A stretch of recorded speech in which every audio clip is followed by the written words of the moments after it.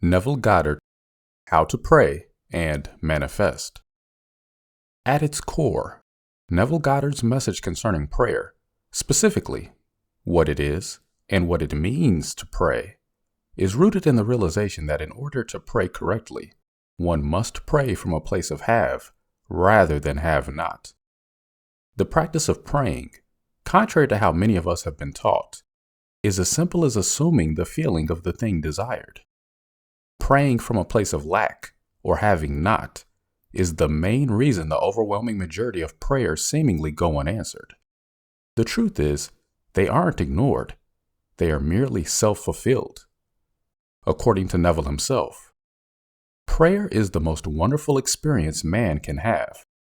Unlike the daily murmurings of the vast majority of mankind in all lands, who by their vain repetitions hope to gain the ear of God, prayer is the ecstasy of a spiritual wedding taking place in the deep, silent stillness of consciousness.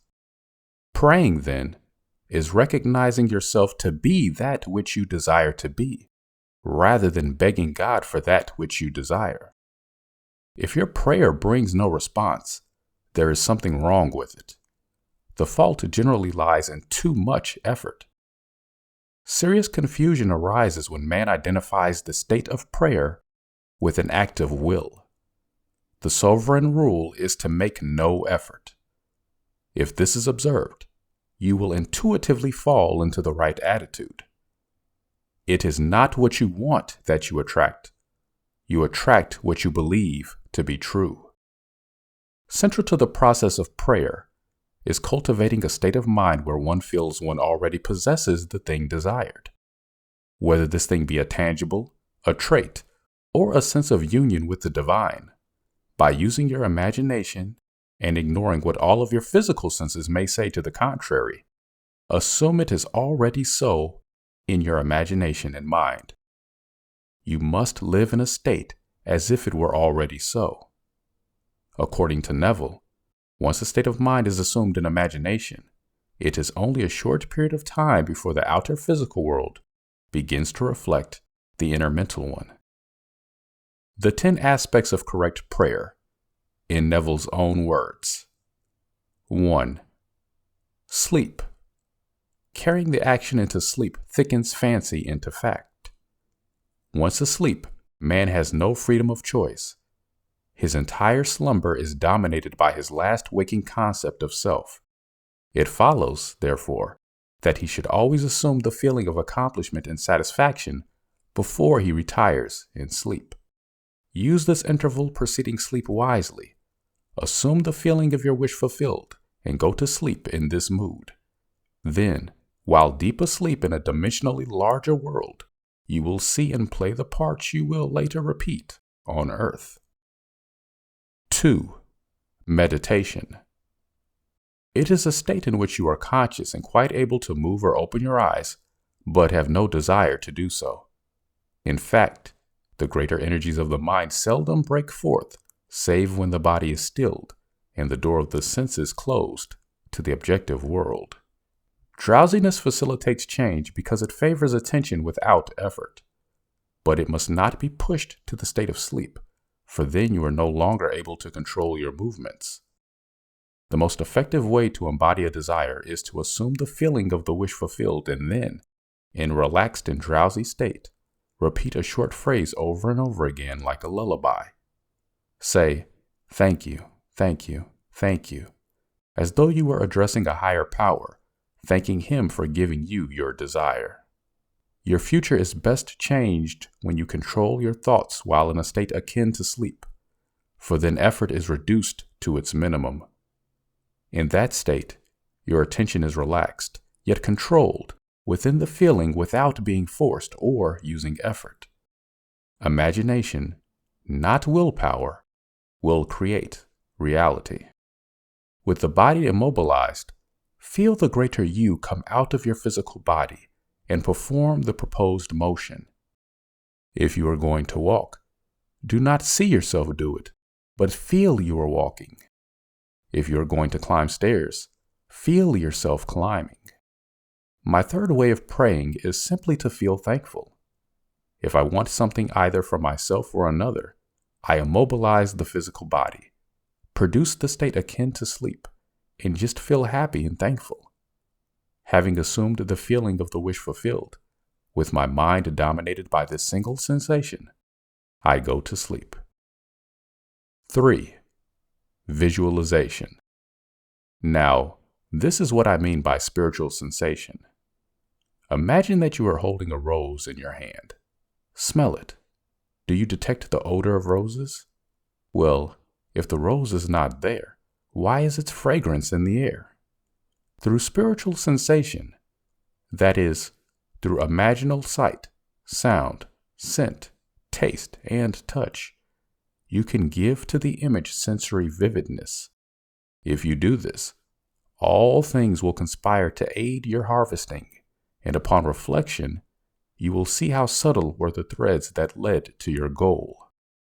Through spiritual sensation, through your use of imaginal sight, sound, scent, taste, and touch, you will give to your image the sensory vividness necessary to produce that image in your outer or shadow world. The world is a mirror wherein everyone sees himself reflected. The objective world reflects the beliefs of the subjective mind. Some people are self-impressed best by visual images, others by mental sounds, and still others by mental actions. The form of mental activity which allows the whole power of your attention to be focused in one chosen direction is the one to cultivate, until you can bring all to plan on your objective at the same time. 4. Continuous prayer. Every moment of your life, consciously or unconsciously, you are assuming a feeling. The desire which realizes itself is always a desire upon which attention is exclusively concentrated. For an idea is endowed with power only in proportion to the degree of attention fixed on it. We match ourselves to our ideals by constantly remembering our aim and identifying ourselves with it. Have a set, definite aim, or your mind will wander, and wandering, it eats every negative suggestion. After you have assumed the feeling of the wish fulfilled, do not close the experience as you would a book, but carry it around like a fragrant odor. Instead of being completely forgotten, let it remain in the atmosphere, communicating its influence automatically to your actions and reactions. Saturate your mind with one sensation and walk as though your desire were already a fact. A single sensation must dominate the mind if you want to pray successfully. Earnest, concentrated thought focused in a particular direction shuts out other sensations and causes them to disappear. You have only to concentrate on the state you desire in order to see it. Recognizing the power of feeling, pay strict attention to your moods and attitudes. What you are inwardly saying and doing is far more important than what you outwardly express and can be changed. If you have never uncritically observed your reactions to life, then you are unaware of its cause. But when you become conscious of your thoughts, you can change them. Mastery of self-control of your thoughts and feelings is your highest achievement. However, until perfect self-control is attained so that in spite of appearances, you feel all that you want to feel, use sleep and prayer to aid you in realizing your desired states. These are the two gateways into the subconscious. Therefore, the perfectly disciplined person never entertains a feeling which does not contribute to his or her happiness. 5. Feeling. There is a definite feeling associated with every idea in the mind of man. Feeling is the one and only medium through which ideas are conveyed to the subconscious. Therefore, the man who does not control his feeling may easily impress the subconscious with undesirable states. By control of feeling is not meant restraint or suppression of your feeling, but rather the disciplining of self to imagine and entertain only such feelings as what contributes to your happiness. You must assume the feeling of the fulfillment of your desire until you are possessed by it, and this feeling crowds all other ideas out of your consciousness. Whatever the mind of man can conceive and feel is true, the subconscious can and must objectify. Whenever you become completely absorbed in an emotional state, you are at that moment assuming the feeling of the state fulfilled. If persisted in, whatsoever you are intensely emotional about, you will experience in your world. These periods of absorption, of concentrated attention, are the beginnings of the things you harvest. It is in such moments that you are exercising your creative power, the only creative power there is. Feeling is the secret of successful prayer. Feel yourself into the situation of your answered prayer by living and acting upon your conviction. Feeling gradually unfolds the soul's hidden capacities. It is the ferment without which no creation is possible. 6. Negativity. Prune your imagination by withdrawing your attention from all unlovely and destructive ideas and concentrating on the ideal you wish to attain. Begin now to discipline your mind by observing your thoughts. Watch them all throughout the day and refuse to listen to any thought that is unlovely. The warning was given to man in the famous Golden Rule: do unto others that which you would have them do unto you. You may desire something for yourself, or you may desire for another. If your desire concerns another, make sure that the thing desired is acceptable to that other. The reason for this warning is that your consciousness is God, the giver of all gifts. Therefore, that which you feel and believe to be true of another is a gift you have given him. The gift that is not accepted, return to the giver. Be very sure then that you would love to possess the gift yourself, for if you fix a belief within yourself as true of another, and he does not accept this state as true of himself, this unaccepted gift will embody itself within your world. Always hear and accept as true of others that which you would desire for yourself. In so doing, you are building heaven on earth. A person who directs a malicious thought to another will be injured by its rebound if he fails to get subconscious acceptance of the other. As ye sow, so shall ye reap. Furthermore, what you can wish and believe of another can be wished and believed of you, and you have no power to reject it if the one who desires it for you accepts it as true of you. The only power to reject a subjective word is to be incapable of wishing a similar state of another. To give presupposes the ability to receive. The good you subjectively accept as true of others will not only be expressed by them, but a full share of it will be realized by you. 7. Inner dialogue. Your inner speech is perpetually written all around you in happenings. Learn to relate these happenings to your inner speech, and you will become self-taught. An uncritical observation of our inner talking will reveal to us the ideas from which we view the world. Take yourself in hand and uncritically observe your thoughts and reactions to life. Don't condemn your thoughts, but subdue them. You deny a thing by taking your attention away from it. To drop a thing, problem, or ego from consciousness, you dwell upon God.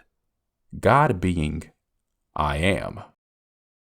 Inasmuch as the state with which we are identified mirrors itself in our inner speech, then to change the state with which we are fused, we must first change our inner talking. Stop all of the old mechanical negative inner talking and start a new positive and constructive inner speech from premises of fulfilled desire. Through controlled inner talking from premises of fulfilled desire, seeming miracles are performed. All of us can realize our objectives by the wise use of mind and speech. Most of us are totally unaware of the mental activity which goes on within us. But to play the game of life successfully, we must become aware of our every mental activity. For this activity, in the form of inner conversations, is the cause of the outer phenomena of our life. 8. Present moment. What you must strive after is being. In order to do it, it is necessary to be. The end of yearning is to be. When you say, I am, you are declaring yourself to be. First person, present tense. There is no future. To know that I am is to be conscious of being. Consciousness is the only door. Never visualize yourself at a distant point in time and space. Make your action take place here and now. The difference between feeling yourself act here and now and visualizing yourself in action as though on a movie screen is the difference between success and failure. 9. Time. There is always an interval of time between the impression and its expression, between the conscious claim and its embodiment. This interval is called the Sabbath, the period of rest or non-effort, the day of entombment. Acting at high tension, an imaginal act is an immediate objective fact. Man is such a slave to time that, if after he has appropriated a state of consciousness which is not now seen by the world and the appropriated state, does not immediately embody itself, he loses faith in his unseen claim, and therefore he drops it and returns to his former static state of being. Because of this limitation of man, I have found it very helpful to employ a specified interval of time in making this journey into a prepared mansion. Now I, that is consciousness, go to a point in time and there prepare a place. With this belief firmly established, decide what would be a relative, rational interval of time in which such a desire could be realized. Again, let me remind you not to shorten the interval of time because you are anxious to receive your desire. Make it a natural interval. No one can give you the time interval. Only you can say what the natural interval would be to you. Confidence in yourself, as determined by conditioned consciousness, always shortens the interval of time. If you were accustomed to great accomplishments, you would give yourself a much shorter interval in which to accomplish your desire than the man schooled in defeat. 10. Revision.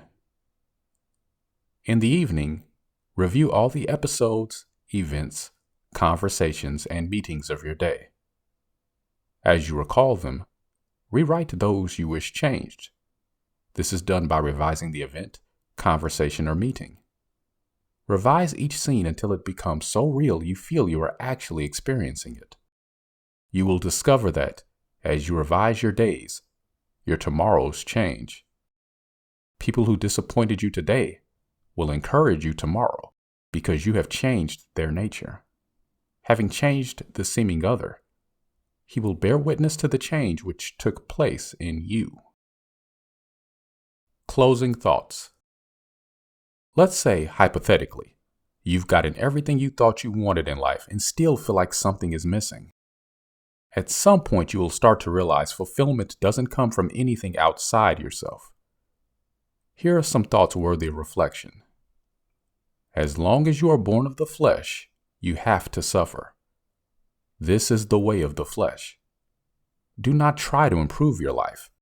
You're making a big mistake, for there is no question about it. If you use positive thinking and use your mind, you may appear to improve your life. But remember, this world in which you live is a world of duality. For every up, there is a down. For every forward, there is a backward. For every good, there is a bad.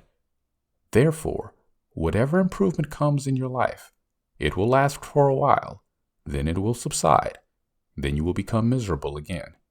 You'll start sticking up for your rights and fighting for your survival. Then as you get what you want, you'll be happy again. You're like a yo-yo. You go up and down, and no matter how much I talk to you about this, you're going to keep on doing it.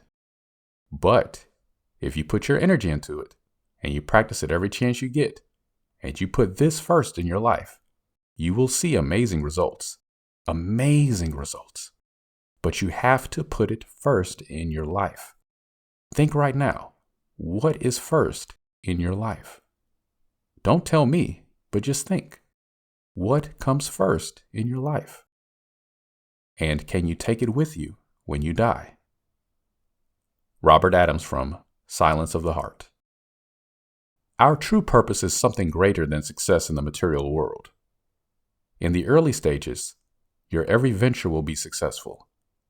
You will increase your income and have the things of this world that you so desire.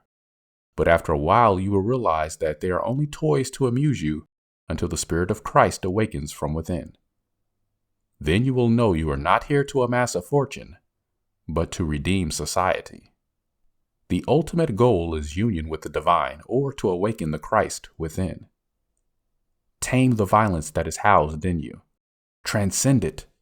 Do not fight against conditions, as they only reflect the turmoil within you, their observer. Turn your attention around, as you would physically turn your back upon that which you do not want to see. It is important to learn to distinguish between your identity, your I, and the state you occupy. God is not there. He is in your mind, dreaming He is you. Therefore, call the perfect one into being by living in the feeling, I am Christ. For Christ is the one concept of self through which can be seen the unveiled realities of eternity.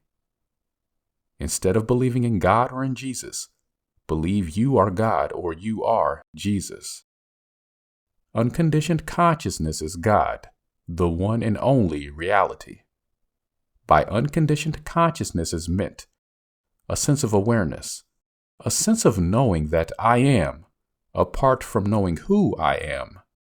The consciousness of being, divorced from that which I am conscious of being.